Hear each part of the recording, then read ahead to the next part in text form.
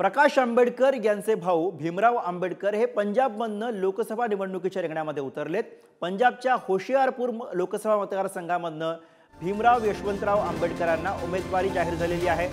Global Republican पक्षाच्या वतीनं भीमराव आंबेडकरांनी आपले दंड थोपटलेत। 2024च्या लोकसभा निवडणुकीमध्ये पहिल्यांदाच आंबेडकरांच्या कुटुंबातील 3 जण हे निवडणुकीच्या रिंगणामध्ये आपल्याला बघायला मिळतात। ग्लोबल रिपब्लिकन पक्षाच्या वतीनं भीमराव आंबेडकर हे पंजाबमध्ये होशियारपूरमधनं निवडणुकीच्या रिंगणामध्ये उतरलेले आहेत। 2024च्या निवडणुकीमध्ये पहिल्यांदाच आंबेडकरांच्या घरातले 3 जण आपल्याला निवडणुकीच्या रिंगणामध्ये दिसतात। आणि याचविषयी अधिक बोलूया, प्रतिनिधी पवन गवई सध्या आपल्यासोबत आहेत। पवन, 2024च्या लोकसभा निवडणुकीचं वैशिष्ट्य म्हणून याकडे बघता येईल की आंबेडकरांच्या कुटुंबातले 3 जण या ठिकाणी निवडणुकीच्या रिंगणामध्ये, यापैकी भीमराव आंबेडकर यांची निवडणूक अजून बाकी आहे, त्यामुळे तिथं काय नेमकं चित्र असणार आहे?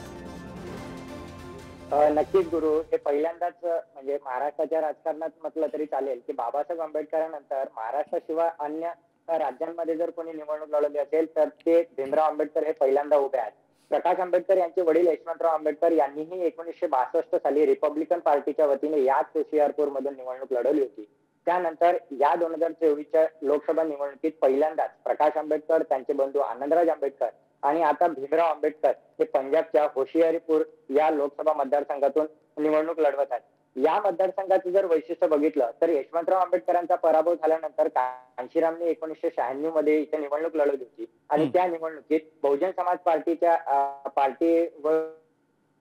कांशीराम यांनी काँग्रेसच्या उमेदवाराचा पराभव करत यशवंतराव आंबेडकर यांच्या पराभवाचा वचपा काढलेला असंही बोललं जात होतं।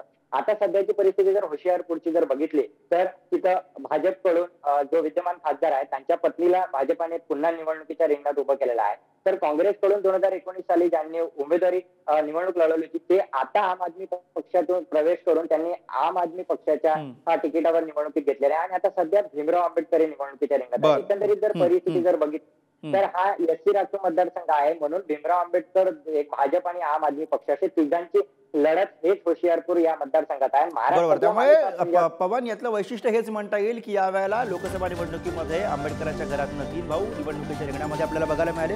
होशियारपूरमध्ये काय होतं आपल्याला बघायचं। धन्यवाद या सगळ्या सविस्तर माहितीसाठी।